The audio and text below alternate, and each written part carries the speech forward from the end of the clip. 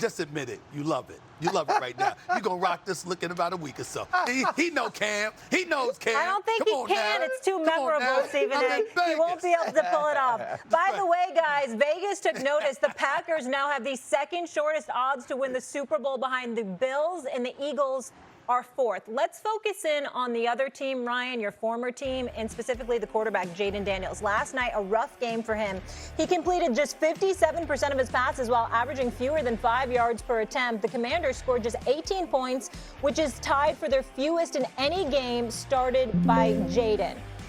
Essay, I want to start with you here. Jayden Daniels struggles. Is this something or nothing? I don't think it's much because I don't think it was about him. I think it was about receivers that couldn't get open and a running game that was non-established. I mean, we just pointed out how the Green Bay Packers are giving up 48.5 yards rushing on average over the first 2 games of the season. So they shut down the run. You got cats that are hunting, and oh, by the way, they don't even have to blitz to do it, and you got receivers that can't get open. I think there was a simple case last night of the Washington Commanders going up against a superior team because I think that the Green Bay Packers are better than the Washington Commanders right now, and I think that's what we saw. Cam? Yeah, I'm looking at this whole game, and I'm saying, Cliff Kingsbury, bro, you got to get in your big bag. Where is the play development? Like, we're running hitches on third down, like comebacks, like what is that? You know, obviously when you stop the run, you make an offense one-dimensional. And the Washington Commanders was definitely one-dimensional yesterday. But when you think about, you know, what they went against, I'm with Stephen A. was saying, like, they were the most superior team, but Commanders were supposed to compete in some type of capacity with generating some type of offense. I'm very concerned, and I mean this. I'm very concerned with the Washington Commanders' amenities that they're going to give Jayden Daniels this year, especially with the injury of the running back. Now, you're looking around for Terry McCullough, and you're looking around for Zach Ertz, you're looking around for Deebo Samuels. These guys aren't enough. When you're talking about going up against the Cowboys, when you're talking about going up against Philly, when you're talking about going up against potentially the Packers, you know, in the playoffs, these things have to be, you know, complementary in regards to talent acquisition for your premier quarterback. The thing is this, it can be both. And it can be both something and nothing. And it doesn't have to be about Jayden Daniels. If this is a question on whether or not Jayden Daniels is going to be a good quarterback, whether or not Jayden Daniels is transcendent, then I'm going to tell you, no, this is nothing. If it's about how the Washington Commanders compete this season, abso-freaking-lutely. Cliff Kingsbury started off hot with Kyler Murray as the offense coordinator and head coach of the Arizona Cardinals, but the concern was always, what's the evolution? The concern was, what's the expansion? The concern was, what's the adjustment, right? How do I take an enormous talent and make him better? How do I take enormous success and make it bigger? That's what Cliff Kingsbury wasn't able to do for Kyler Murray. So can you do that for Jayden Daniels? Now, the Washington Commanders have a right tackle problem. Josh Connerly Jr., the rookie from Oregon, he has been getting beat on, attacked, and singled out in these first 2 games, right? Whether it was the New York Giants and Brian Burns or last night with Rashawn Gary and Micah Parsons, they all know that's where the weak spot is. That's where the weak link is. And even with Jayden Daniels being able to scramble the way that he can, move around and make plays, normally on third down, that speed, that agility, that improvisation is enough for him to get first downs. They couldn't do that. I do think Deebo Samuel looks good. I do think Adam Peters and the team made a mistake not getting Terry McLaurin into camp early on. They don't have that connection. They don't have that chemistry. And so do I have an issue with Jayden Daniels? Do I think it's something about him? No. But do I think it's something about this Washington Commanders offense and their ability to compete for a championship? Absolutely. Stephen A.? No disagreement here, RC. Just to accentuate your points, I'm looking at this. Daniels was under fire pressure 21 times, sacked 4 times.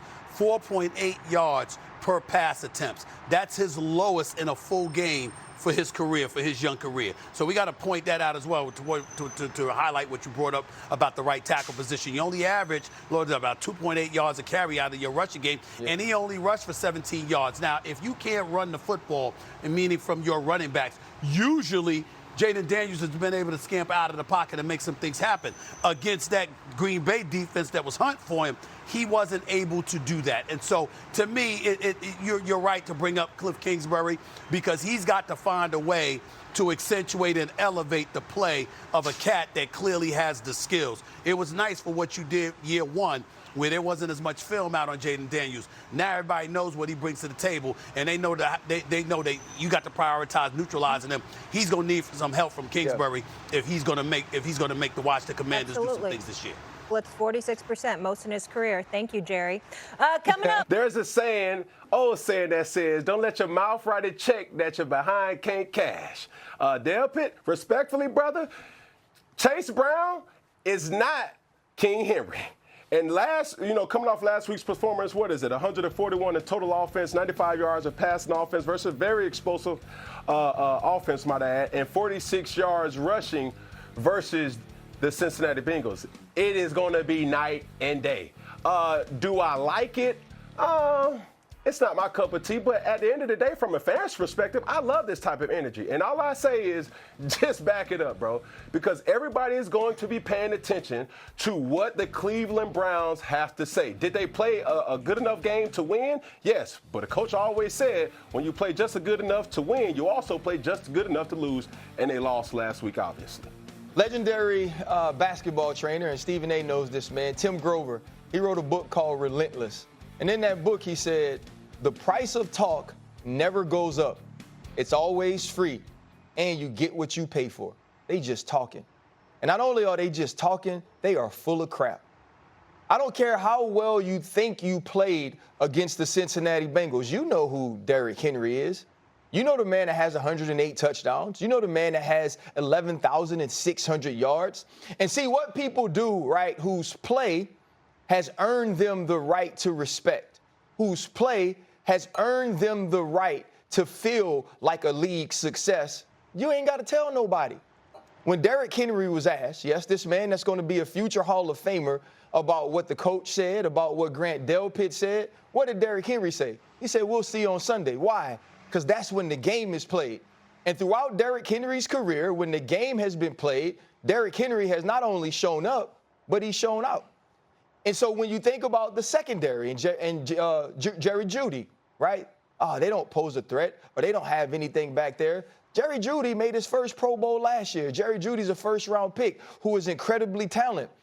On the other side, they got Kyle Hamilton, who's the highest-paid safety in the league. They got Marlon Humphrey, who is an All-Pro and a Pro Bowler. They got Nate Wiggins, who's a first-round draft pick. You have Malachi Starks, who's a first-round draft pick. Sometimes this game is about respect. And it's about being able to say that based on my play, I don't need to talk because when you cut the film on, you know who I'm going to be.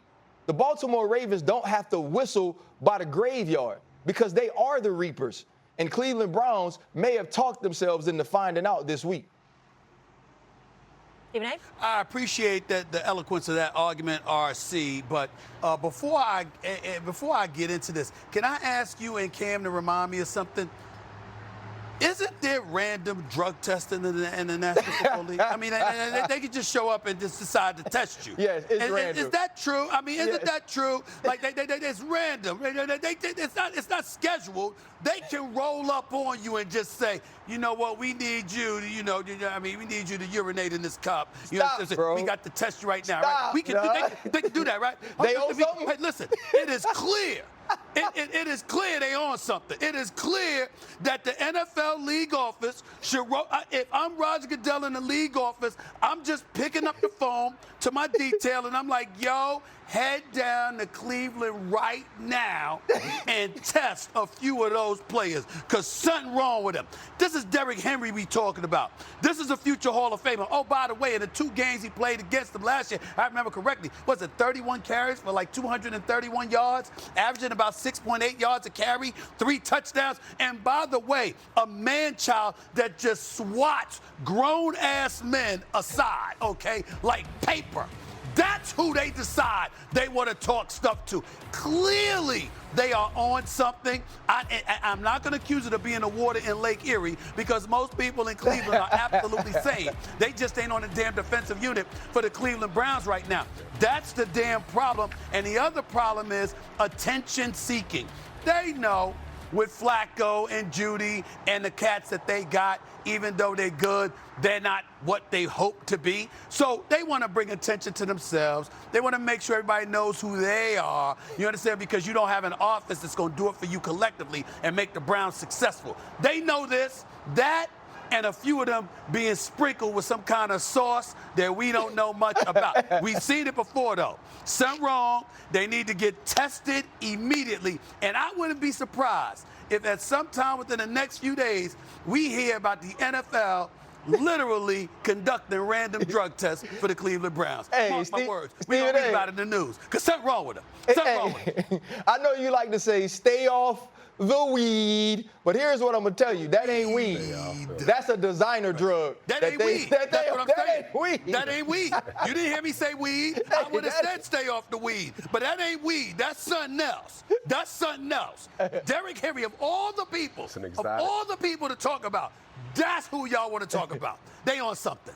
They on something. It's bold. Let's keep it pushing, guys, and head to the NFC now, where the Eagles head to Arrowhead. They're taking on Patrick Mahomes in the Chiefs. Now, the last time these two teams saw each other, Eagles